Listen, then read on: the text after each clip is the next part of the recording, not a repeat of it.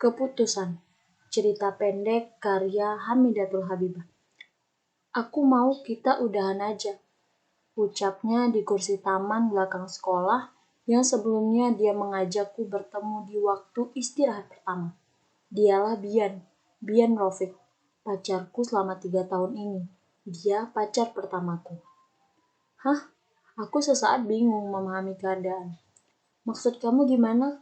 Kamu ngomong apa barusan? Kayaknya aku salah dengar deh.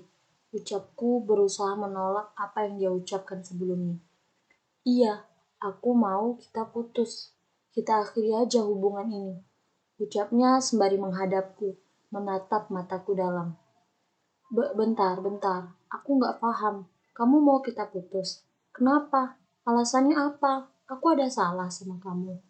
Ucapku terbata-bata menahan bulir air mata yang aku rasa telah menumpuk di ujung sana. Enggak, kamu enggak salah apa-apa sama aku. Jawabnya menghindar dari tatapanku.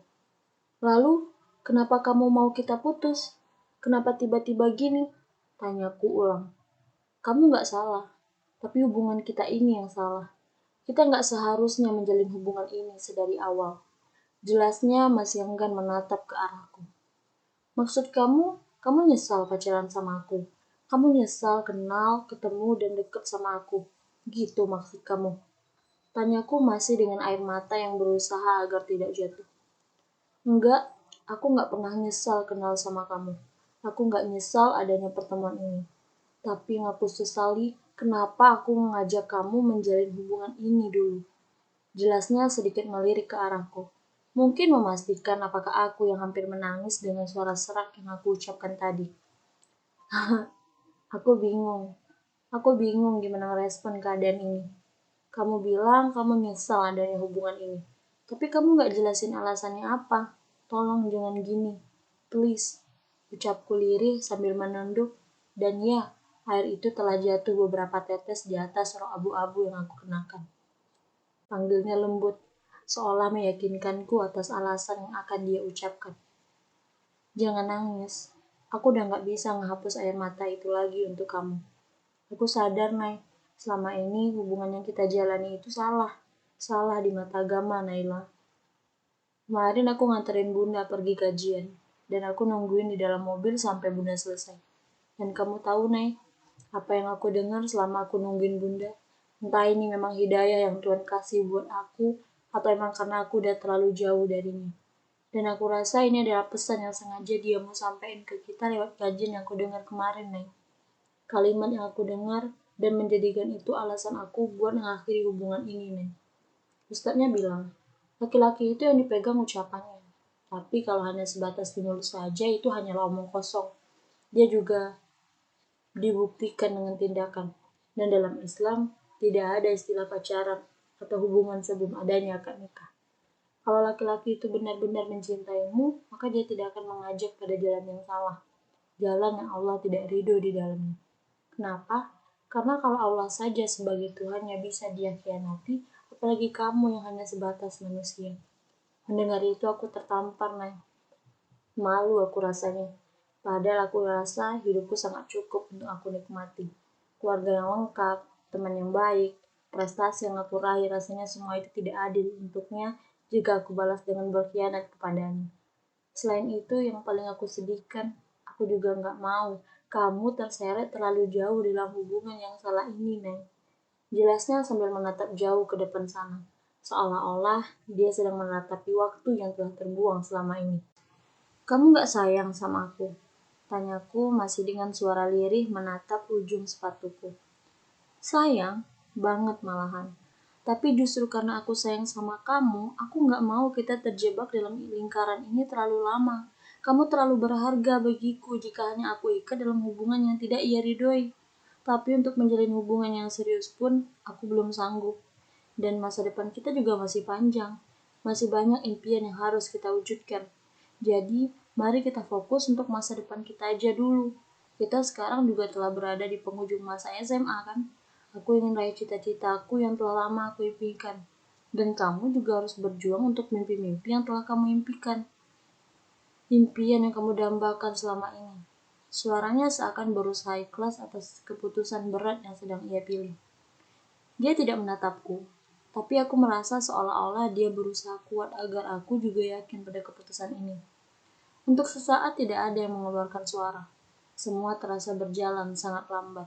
Bahkan otakku tidak bisa mencerna semua ini. Ini terlalu tiba-tiba bagiku. Aku mengangkat kepala, melihat ke atas. Langit terasa sangat cerah hari ini. Seakan-akan mendukung keputusan yang dia ambil. Dan tersenyum meyakinkan bahwa ini adalah jalan yang benar. Tapi otakku bekerja tak sejalan. Dia memutar kembali semua kenangan yang telah aku lalui bersama dia selama 3 tahun ini. Memoris yang ada di kepalaku tertata rapi, lengkap dengan detail yang terjadi setiap peristiwanya. Dan mengambil keputusan untuk mengakhiri semuanya terasa mustahil bagiku. Tidak semudah itu, ikhlas atas apa yang terjadi. Dia terlalu membekas dalam ingatanku, dan berusaha melupakan dan menjadi asing untuk kedepannya tidak bisa aku bayangkan. Jadi, sekarang kita putus. Tanyaku memastikan, berhenti dari nostalgia dalam pikiranku sendiri. Iya, jawabnya dengan yakin. Aku menghela nafas panjang, berusaha tetap sadar dalam keadaan yang sulit ini. Tersenyum, walau dengan air mata yang tak kunjung reda. Oke, kalau gitu. Makasih ya untuk 3 tahunnya, untuk semua kebahagiaan yang pernah kamu kasih ke aku, untuk semua momen indah yang kita lalui, untuk semua suka duka yang udah kita lewati bareng-bareng, untuk semua waktu yang kamu luangin buat aku, untuk semua memoris yang kamu kasih yang gak pernah aku rasain sebelumnya, untuk semua. Sudah, aku tidak sanggup lagi. Terlalu banyak hal yang dia ukir dalam ingatanku. Dan aku kembali menangis dengan suara yang tertahan. Berat, sesak, bahkan aku sulit untuk bernafas. Seperti ada beban yang menghimpit dadaku terlalu kuat. Iya, aku juga berterima kasih atas semua hal indah yang pernah kita lewati. Makasih juga udah pernah hadir dalam hidupku. Dan maaf untuk semua air mata yang jatuh karena aku. Ucapnya sembari menunduk, dan aku rasa dia juga sedang menahan tangis yang hendak keluar. Kami menangis dalam diam, tanpa suara. Hanya kesunyian yang hinggap saat ini. Bahkan bel masuk telah berbunyi sedari tadi. Pertama kalinya aku dan Bian bolos kelas. Bahkan di saat-saat terakhir, dia masih memberikan kenangan bersamaku. Setelah itu kami tidak ada komunikasi seperti biasanya. Room chat yang telah lama tertinggal, nama kontak yang kini hanya diisi dengan nama panggilan saja tanpa embel-embel emot dan lainnya. Kini kami telah resmi lulus dari bangku sekolah, dan semua orang sibuk untuk memutuskan akan lanjut ke jenjang perkuliahan atau tidak, ingin kuliah atau langsung bekerja. Jika kuliah bingung memilih jurusan apa, dan masih banyak lagi perdaramaan anak sekolah yang baru lulus. Begitupun dengan aku. Aku berencana melanjutkan pendidikanku ke bangku perkuliahan dengan jurusan impianku, yaitu psikologi. Karena aku ingin bisa menjadi tempat di mana orang-orang bisa mengandalkan aku dan aku bisa berguna untuk banyak orang. Yang paling penting, aku ingin menjadi orang pertama yang bisa memahami pertumbuhan dan perkembangan anak-anakku kelak. Dan untuk Bian, aku tidak tahu kabarnya. Sampai kemarin, dia kembali menghubungiku via WhatsApp chat. Setelah sekian lama kontak itu kembali pada bagian atas room chatku.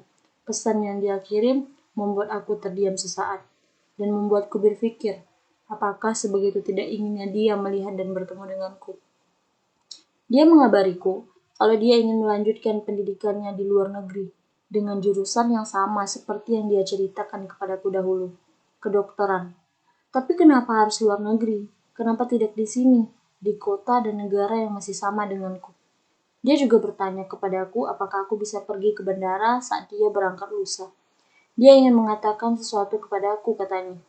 Dia juga memberikan informasi pesawat yang akan dia tumpangi lengkap dengan jadwal keberangkatannya.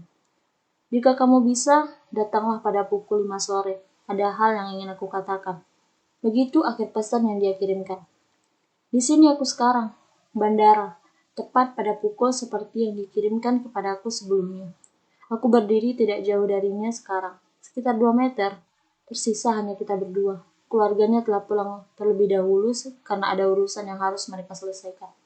Aku masih diam, sembari menatap sepatuku yang bergerak gelisah. Nay, panggilnya. Suaranya masih sama, lembut dan menenangkan. Aku masih sayang sama kamu, tapi karena keadaan yang tidak mengharuskan kita bersama, Hari ini aku ingin meraih impian-impianku, dan aku tidak tahu kapan akan kembali dan bertemu. Tapi aku ingin mengatakan satu hal padamu. Jika kita memang berjodoh, maka sejauh dan selama apapun waktu memisahkan, kita akan kembali bersama. Jadi, mari kita fokus pada pendidikan dan fokus untuk memperbaiki diri. Aku akan belajar untuk memantaskan diri, agar nanti jika telah sampai waktunya, jika kita berjodoh, aku dapat menjadi versi terbaikku untuk dapat bersanding denganmu. Ini aku titipkan Al-Quran kecil kesayanganku padamu. Jika kamu ingin menungguku, maka aku akan berusaha kembali kepadamu. Namun, jika saat waktu penantianmu ada orang yang datang kepadamu dan kamu rasa dia dapat membimbingmu dan membawamu pada jannahnya, maka terimalah ia. Tidak perlu memikirkan aku. Aku yakin jika kita memang berjodoh, alam pun akan merestui. Ucapnya panjang, sembari menatap ke arahku dalam. Seakan ini adalah pertemuan terakhir kita. Ini, terimalah. Jaga baik-baik Al-Quran kesayanganku ini. Dan tunggulah aku jika memang kita digariskan untuk berjodoh. Sambung dia sembari menyodorkan Al-Quran kecil berwarna hijau armi mengkilap kesayangannya. Dia juga pernah menceritakan kepadaku tentang Al-Quran ini. Al-Quran yang ia dapatkan saat mengikuti lomba mengaji pertama kali sewaktu berada di bangku SMP. Baik, aku akan menunggumu. Jadi aku mohon, kembalilah cepat. Aku akan berusaha dan belajar memperbaiki diri agar nantinya dapat bersanding denganmu, Pak Dokter. Jawabku menahan tangis dan menatap ke arahnya. Dia tersenyum. Senyuman yang telah menjadi candu bagiku selama ini. Setelah pergi mengantar Bian, aku kembali pulang. Masih dengan isi pikiran yang sama. Bingung, apakah ini memang jalan terbaik yang harus kami lewati? Apa benar keputusan yang aku ambil ini akan memberikan jawaban yang terbaik nantinya? Apakah tidak ada penyesalan yang akan kami terima nantinya jika mengambil langkah ini? Aku terus bertanya-tanya, mencerna semuanya pelan-pelan. Pukul 7 malam, aku kembali dibuat kaget dan syok lagi-lagi tentang keputusan ini. Aku memastikan berulang kali apakah benar berita yang kulihat sesuai dengan pesan Bian terakhir kali di ponselku. Pesawat dengan nomor seri QZ8501 tujuan Singapura jatuh dikarenakan ada beberapa gangguan yang terjadi pada pesawat selama penerbangan. Kecelakaan ini memakan korban sebanyak 70 orang. Penumpang serta awak kapal dengan cepat dievakuasi. Aku sesaat terdiam, mencerna keadaan ini dan mulai bertanya-tanya, apakah ini jawaban terbaik dari keputusan yang aku ambil? Apakah ini yang namanya terbaik? Kenapa jadi seperti ini? Nomor seri pesawat itu sama dengan nomor pesawat yang Bian kirimkan kepada aku kemarin. Pesawat yang dia tumpangi untuk pergi menggapai impian katanya. Tapi kenapa sekarang jadi seperti ini? Aku berusaha sadar dan cepat melihat informasi terkait korban yang telah dievakuasi. Kulihat satu persatu nama dari list korban yang telah diberikan oleh pihak maskapainya langsung. Seakan hancur duniaku saat itu juga.